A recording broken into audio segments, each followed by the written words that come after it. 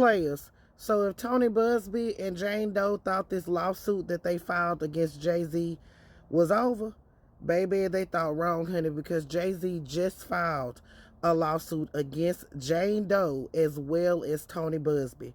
Baby, he alleges that this Jane Doe has made several claims that she was taken advantage of in the worst way, but they were all unfounded, among other things.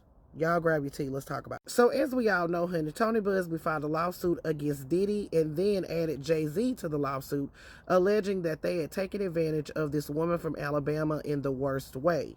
Now, ever since those claims were filed, Jay-Z has been adamant that he is innocent and he was going to fight these claims. Shortly after Jay-Z was added to the lawsuit, Jane Doe went on to NBC News and did an exclusive interview where she detailed what supposedly occurred, and to everybody who was listening to it, it sounded far-fetched. Now, Tony decreed and declared that he did not vet this woman, that she was vetted from another law firm, but he was standing by his client. But all of a sudden, he decided to drop the lawsuit. I don't know if he was thinking that Jay-Z was going to let the whole thing go because he dropped it, but he is not, honey. Jay-Z has sued the Jane Doe as well as Tony Buzbee and their associate after allegedly losing $20 million due to these lies. Jay-Z is suing for malicious prosecution, abuse of process, civil conspiracy, and defamation. He alleges in the court documents that Jane Doe has voluntarily admitted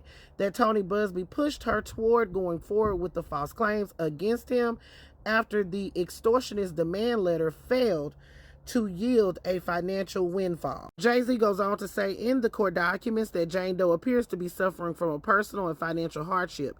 She has lost custody of her children, recently filed bankruptcy protection, and desperate to obtain a payday, she hired Tony Buzbee's law firm, which has a long history of whipping up a media frenzy with vague and sensational claims against public figures to extort payments from Jay-Z under the threat of devastating harm to his reputation. They go on to say that Tony Buzbee and his law firm failed to even do a simple Google or public record search, because if they did, it would have cast doubt on Jane Doe's credibility, revealing that less than 90 days before sending the demand letter, she had been in court on a mental health related issues in connection with her second-degree assault charge and had her bail revoked for failing a drug test.